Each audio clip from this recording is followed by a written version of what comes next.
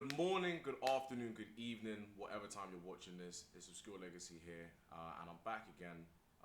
Yeah, it's been a bit of a delay since the last video.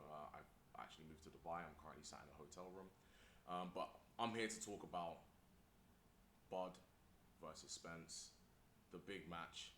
I barely slept. I've slept for 2 hours. I was up watching the Daenerys fight beforehand, but honestly, let's get straight into it. First things first. What an event! Like, just what a fight. It just felt like a big fight feel. Even on social media, it was popping. It just felt right. All the celebrities there, and as much as it was a very one-sided occasion, it lived up to the hype. There's nothing worse, as a boxing fan, than a fight that just doesn't really live up to expectations. It's really, really shit. It's shit for the sport, and it's shit for everyone else that kind of gets invested. So I'm just happy that we got a really exciting fight. Just to be clear, before I continue into just like this is more of like a post-fight reaction as opposed to a breakdown. The breakdown will be coming in the due week. I am a really big Errol Spence fan. Okay, I just am. I followed his career. The first time I really paid attention to him was when he fought Chris Algieri, and then he went on to go fight Kell Brook at Bramall Lane and broke his eye socket.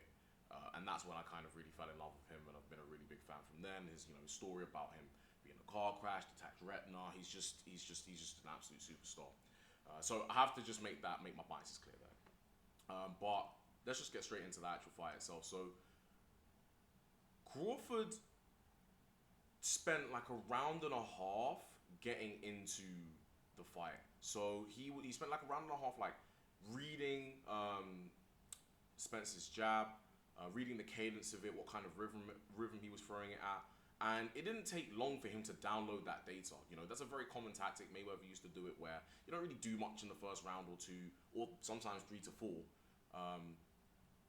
And they just kind of work out what you're doing. But Bud figured it out so quickly. So I gave Spence the first round, and from then on, it was a complete battering.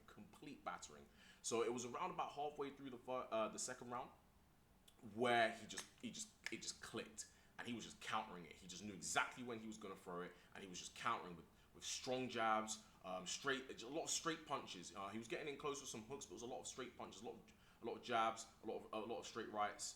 And he just Spence could not work it out. He just couldn't work out how to throw the jab, which is such a key part of his arsenal, in a different way. He just got completely figured out. So then the knockdown happens in the second round, and I'm just stunned. Like I'm just like I couldn't believe it. It kind of came out of nowhere. Even though Crawford was getting into the fight, it just came out of nowhere. And from that point onwards, it was just over. It was just over. Spence's confidence was shot. He was second guessing himself, and so that's pretty much from that aspect. Now, even taking away just from let's not taking away from the fight a little bit. Everyone talks about Errol Spence and his size and the fact that he's really like a 154 pounder, maybe even some people say 160 pounder, and that size difference was not apparent here. It really, really wasn't. I was expecting him to rehydrate a lot more than he did. Him and Bud together looked very, very similar in size. So I'm not sure what happened there. If maybe he didn't rehydrate as much, maybe he was too drained.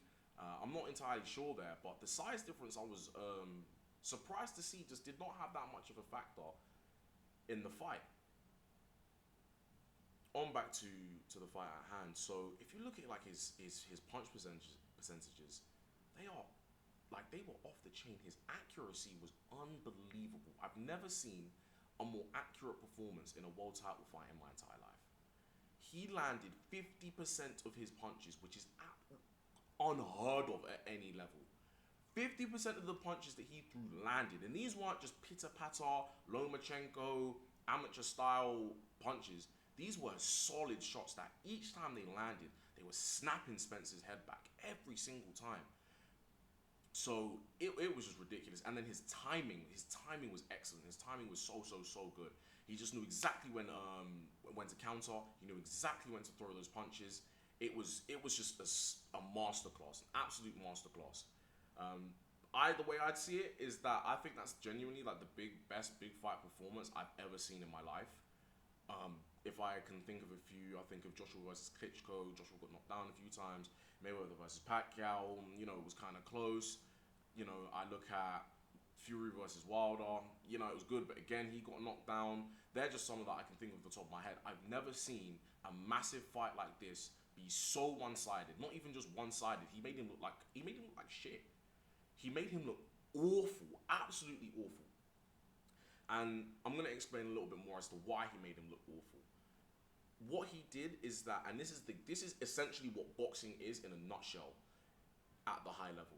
It's taking someone else's strengths and completely negating them and using them against them.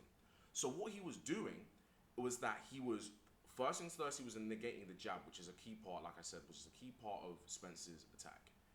And then another part of Spence's attack is his body work. What he likes to do is he likes to get in close, grind you down, put the money in the bank, put the shots to the body, and then finish you off in the later rounds. But every time that Spence was coming in, he was boxing Fidi Shell. He was covering up, putting his right hand there and his left hand across his body. So every time he was trying to work the body, he was just hitting arms, he was hitting gloves, he was hitting nothing. And so even in rounds like 3 to 4 to 5, he was actually low blowing because he was getting frustrated because he couldn't even hit. The judge warned him twice about low blows because he couldn't land the glove on him. So he just completely broke him down, and then from that point, Spence just had no answer for it. He just had nothing for it.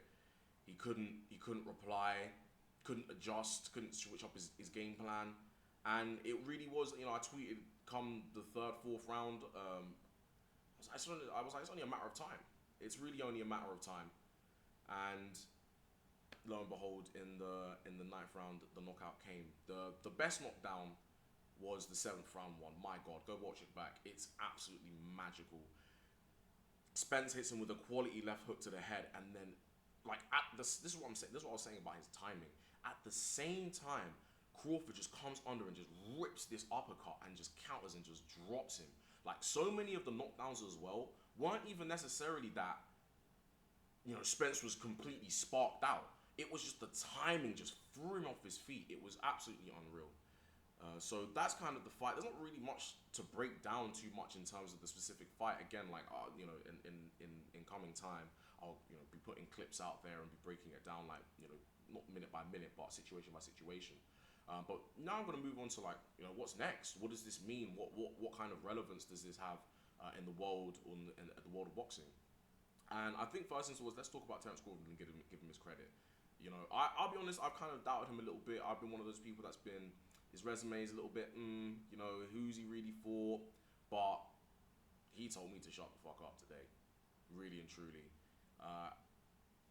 Looking back now, I think he stamped himself in the Hall of Fame.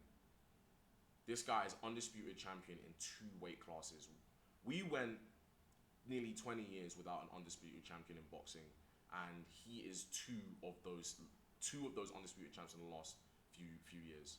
And that just doesn't happen in this sport. So I think he's already stamped himself there. So that's on Terence Crawford's side. Give him his respect, give him his dues. He's a quality fighter, Hall of Fame, legendary, just magical. For Spence, I'm reading the tweets. He's already tweeted. Apparently, he wants to go again. What?